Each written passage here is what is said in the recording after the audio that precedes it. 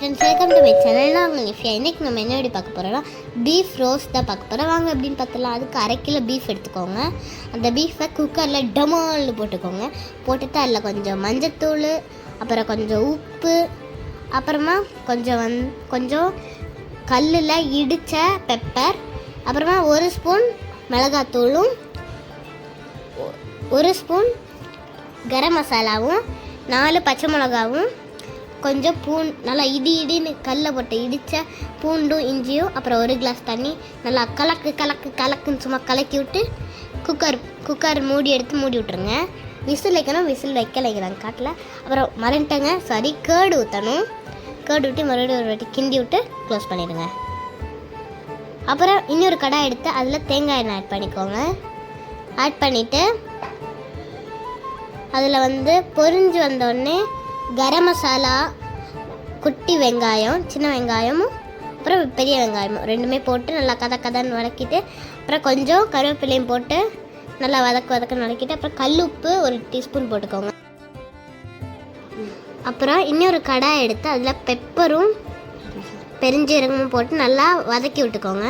அப்புறம் அதில் இஞ்சி பூண்டு பேஸ்ட்டு போட்டு நல்லா கிண்டி விட்டுக்கோங்க. அதுக்கப்புறம் பார்த்திங்கன்னா 2 டீஸ்பூன் மிளகாத்தூள் போட்டுக்கோங்க.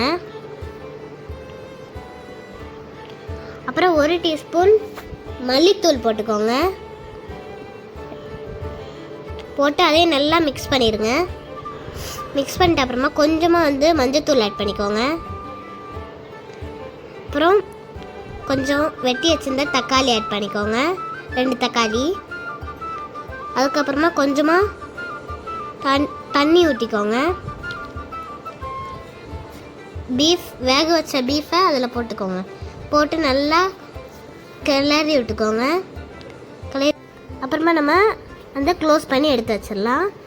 அப்புறம் பார்த்திங்கன்னா மறுபடியும் 1 நிமிஷம் நல்லா கிளறி மிக்ஸ் பண்ணி விட்டுக்கோங்க. சுருளை மிக்ஸ் பண்ணி விட்டுக்கோங்க. அப்புறம் மறுபடியும் க்ளோஸ் பண்ணிடுங்க. தண்ணி வற்றின அப்புறமா தான் நீங்கள் எடுத்து மிக்ஸ் பண்ணணும். அது வரைக்கும் நல்லா மிக்ஸ் பண்ணிட்டே இருங்க. அப்புறமா நம்ம தனியாக எடுத்து வச்சுருந்தால ஒரு கடாயில் நம்ம பெப்பரும் பெருஞ்சீரகமும் போட்டு வறுத்து வச்சுருந்தோம்ல, ஸோ அதை நீங்கள் மிக்சியில் போட்டு நல்லா அரைச்சி அந்த பீஃப் ரோஸ்ட்டு கூட சேர்த்துக்கோங்க. அதை நல்லா மிக்ஸ் பண்ணிட்டு மேலே கொஞ்சம் கொத்தமல்லி தூவி க்ளோஸ் பண்ணி வச்சுருங்க. அவ்வளோதான், ஃபினிஷ். இனி நம்ம தட்டில் ட்ரான்ஸ்ஃபர் பண்ணி நம்ம இந்த ரச சாதம், அப்புறம் கீ ரைஸ் கூடலாம் சாப்பிட்டிங்கன்னா சூப்பராக இருக்கும், அடி பொலியாக இருக்கும். இந்த வீடியோ பிடிச்சிருந்தா லைக் பண்ணுங்கள், ஷேர் பண்ணுங்கள், சப்ஸ்கிரைப் பண்ணுங்கள். Bye guys, sarangi.